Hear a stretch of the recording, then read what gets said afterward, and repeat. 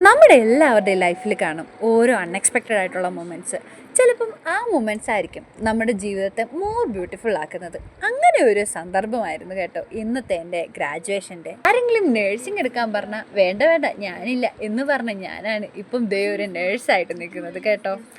അതാണ് ഞാൻ പറഞ്ഞത്, നമ്മുടെ ലൈഫിൽ ഏറ്റവും അൺഎക്സ്പെക്റ്റഡ് ആയിട്ട് വരുന്ന ഓരോ കാര്യങ്ങളും മോർ ബ്യൂട്ടിഫുൾ ആക്കും നമ്മുടെ ലൈഫിനെ. എൻ്റെ ഈ 4 വർഷത്തെ നഴ്സിംഗ് ജീവിതം എടുത്ത് നോക്കുകയാണെങ്കിൽ അത് ഒരു ഇമോഷണൽ റോളർ കോസ്റ്റർ തന്നെയായിരുന്നു കേട്ടോ.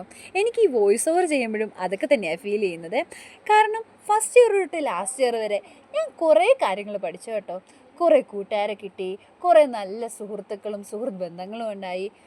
പിന്നെ കുറേ കരച്ചിലുകൾ, കുറേ ചിരികൾ, കുറേ കള്ളത്തരങ്ങൾ, കുറേ കുറ്റപ്പെടുത്തലുകൾ, ഒറ്റപ്പെടുത്തലുകൾ എല്ലാം കൂടെ ചേരുന്ന ഒരു മിക്സഡ് ഫ്യൂഷനായിരുന്നു കേട്ടോ എൻ്റെ ഈ 4 വർഷത്തെ നഴ്സിംഗ് ജീവിതം. പക്ഷേ ഇപ്പോൾ ആ കാര്യങ്ങളെടുത്ത് നോക്കുകയാണെങ്കിൽ ഐ ആം പ്രൗഡ്. നമ്മുടെ എല്ലാവരുടെയും ജീവിതത്തിൽ കാണും കേട്ടോ, കുറേ ആഗ്രഹിച്ചിട്ടും നടക്കാതെ പോയ ഒരു കാര്യം. പക്ഷേ അതോർത്ത് സങ്കടപ്പെടേണ്ട ഇനിയും. കാരണം അതിലും ബ്യൂട്ടിഫുൾ ആയിട്ടുള്ള എന്തോ നിങ്ങളെ വെയിറ്റ് ചെയ്തിരിപ്പുണ്ട്. Because there is a purpose behind everything. അപ്പോൾ നിങ്ങളുടെ ലൈഫിലും ഇങ്ങനത്തെ എക്സ്പീരിയൻസ് ഉണ്ടായിട്ടുണ്ടെങ്കിൽ ജസ്റ്റ് കമൻറ്റ് ബിലോ ഗായ്സ്. അപ്പം ബൈ.